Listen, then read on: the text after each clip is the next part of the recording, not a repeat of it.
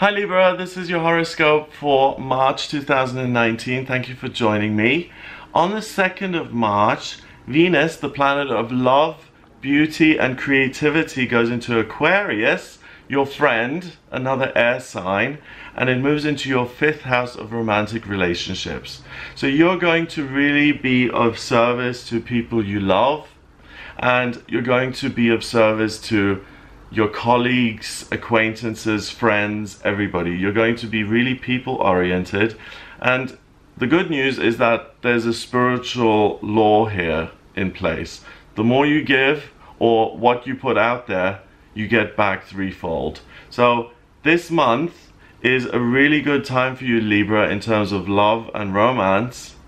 On the 27th of March, Venus moves into Pisces in your 6th house, so you're going to be more concerned with your work then at the end of the month. But for the majority of March, it's love and romance.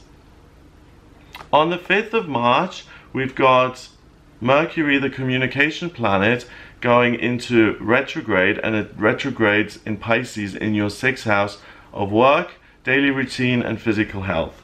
It sits there with Neptune, the water planet of dreams and intuition, your Sun, which is your identity, which is in Pisces at the moment, the transiting midheaven, which has to do with work, and the Moon. They're all in Pisces. When Mercury goes retrograde, you have to think differently, and you see things from a different perspective, and you have to find a new way of communicating. Now, because it's in Pisces, you communicate on a very spiritual level, and you're very much in touch with your feelings. So you're going to scan your daily routine, your work, and you're going to ask, is this something that is feeding my soul? Is it something where I'm giving things away and I'm getting energy and money back? Or am I just being self-sacrificing, and am I being a doormat? Am I being taken advantage of? So listen to the messages that you get during this Mercury retrograde. It's really helpful to you. It lasts until the 28th of March. On the 6th of March, we have a new moon in Pisces happening in your 6th house. I'll make a separate video on this, but the new moon is when the moon is pitch black, and it pulls even more Pisces energy in to recharge the moon to complete its next monthly cycle. So you're having loads of Pisces energy pulled into your 6th house. Pisces energy is about spirituality, it's about psychic and intuitive ability, creativity, and nurturing others. So you can use your intuition and your spiritual insights to look at your own life now and to say, is this right?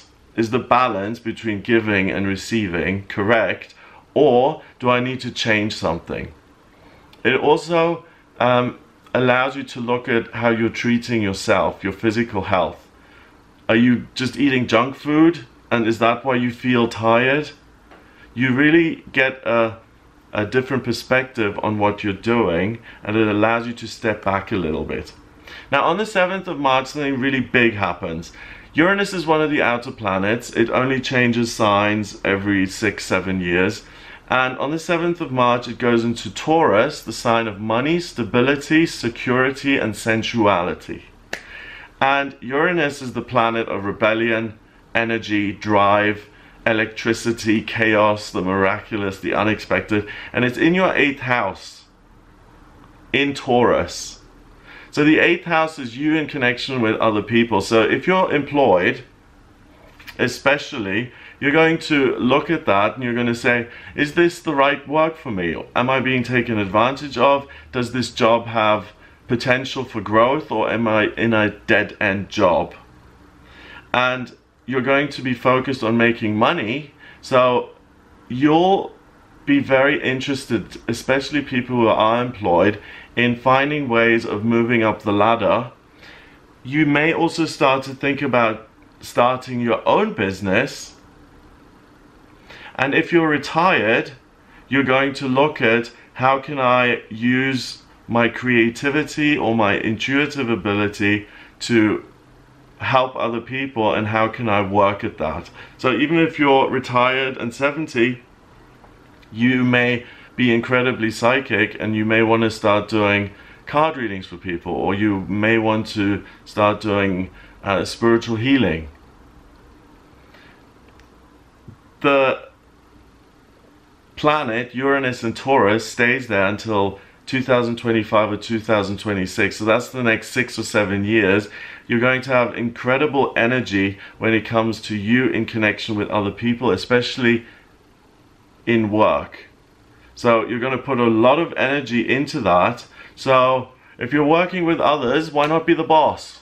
I think that's always the best. Instead of having a middleman who pays you, why not create your own company and, yeah, be in charge? I think that's the best way forward. So that's going to keep you busy thinking about that until the 20th of March. On the 20th, we have a full moon, which is also a super moon. The first 3 moons of this year have all been super moons, which means the moon is closer and it has a bigger impact on us. When the moon is full, it's able to kind of relax and release its energy, and it's in your sign of Libra, so it goes, ah, and it really makes you feel good. It heals your relationships. It makes you feel like, okay, I can overcome any obstacles. I can fix this. If I am in the wrong job, I'm going to change that. If I'm in a relationship where I'm giving, and I'm not getting anything back, I'm going to change that. If I'm being really mean to myself in terms of my body, or if I'm addicted, I have the strength now to look at that, and I'm going to change that. It's also the spring equinox, so spring has sprung, and there's an equality of night and day. So the days are going to get longer if you're in the northern hemisphere. And also on the 20th, the sun moves into Aries. So the sun has been in your 6th house of work and daily routine, and it moves into your 7th house of relationships in Aries, and you're going to start taking action in terms of your working life relationships.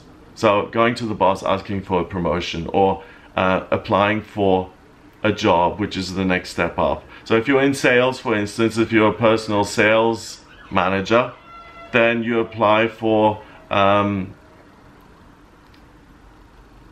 a regional sales manager in a different company. You take the next step up, depending on whether you have opportunities in your existing employment or not. So that is also going to keep you very busy. So you're really thinking about work, you're thinking about your relationships with other people. On the 31st of March, you've got Mars, the male principle of drive and desire. That goes into Gemini in your 9th house. So you move into April here really knowing what you want. You go into April saying, I want to expand my life. I want to make it bigger. I want to learn more. I want to communicate my feelings and what I want to achieve. If I want to educate myself to get a better position in work, then I may consider going back to school. But I'm really driven to create opportunities for myself. So that's what I get for you guys, Libra, in March 2019. I hope it gives you something to go on. If you'd like a personal reading with me, please get in touch via my website. It's gregoryscott.com. Click on the readings tab to order your reading. In my personal readings, I use astrology, tarot, and numerology.